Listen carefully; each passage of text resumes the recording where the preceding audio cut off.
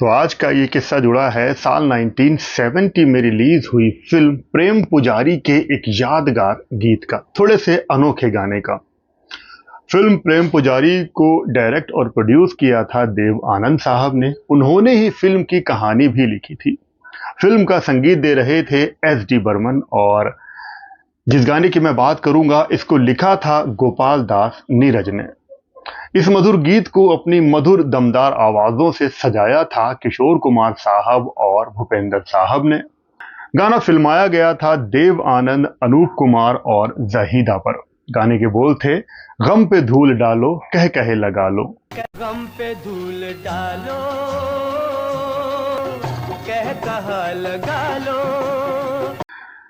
लेकिन ये गीत लिखने से पहले नीरज जी एक और गीत सचिन देव बर्मन जी के कहने पर लिख चुके थे। सचिन देव बर्मन जी ने उनको एक सिचुएशन बताई थी और उसके हिसाब से नीरज जी ने जो गीत लिखा था उसको सुनकर बर्मन दा बहुत ही खुश हो गए थे।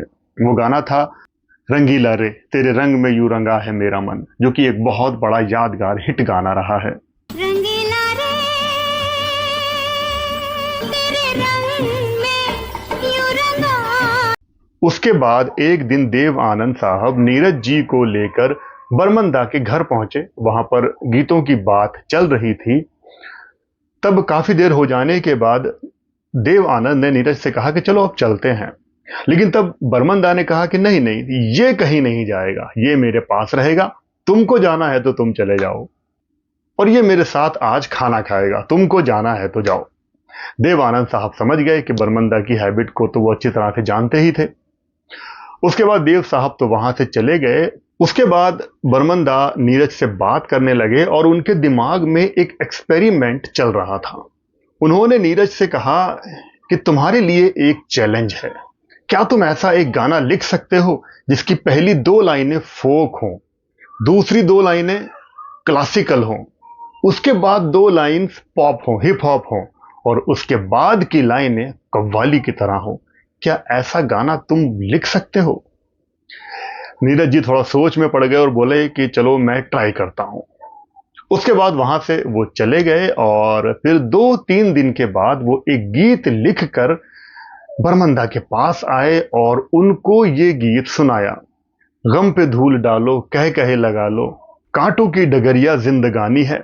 ये सुनकर तो बर्मन दा एकदम उछल पड़े और हैरान रह गए कि वाकई में यार क्या गाना लिखा है नीरज ने।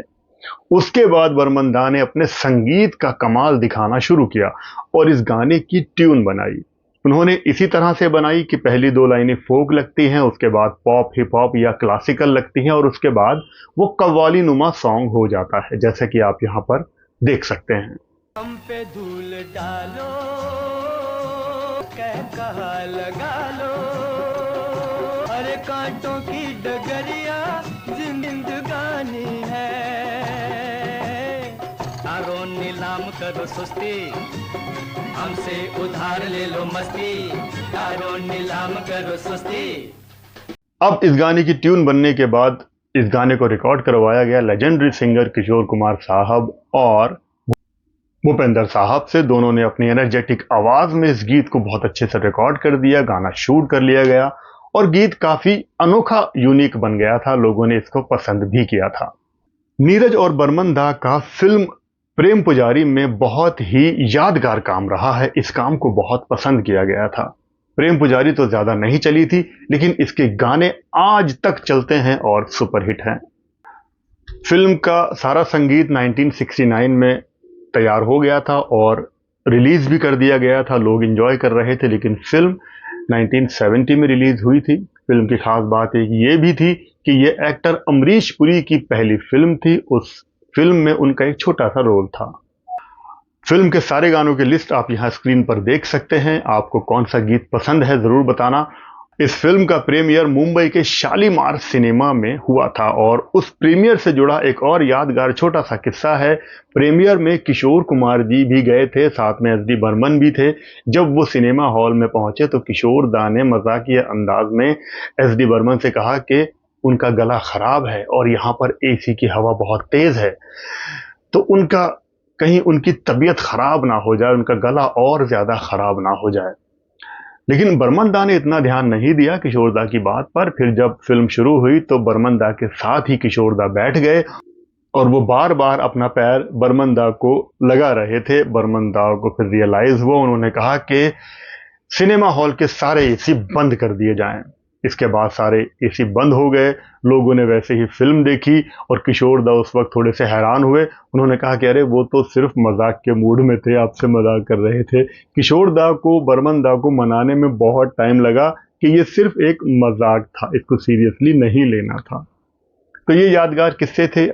आप मुझे बताइएगा कि आपको फिल्म प्रेम पुजारी का इस वक्त कौन सा गीत याद आ रहा है या आपको बहुत ज़्यादा पसंद है, कमेंट ज़रूर करिएगा। थैंक्स फॉर वॉचिंग रेट्रो शावेज के यादों के रूहानी किस्से में आज बस इतना ही। आप सब लोग अपना बहुत बहुत ख्याल रखें और देखते रहें रेट्रो शावेज। जय हिंद, जय भारत।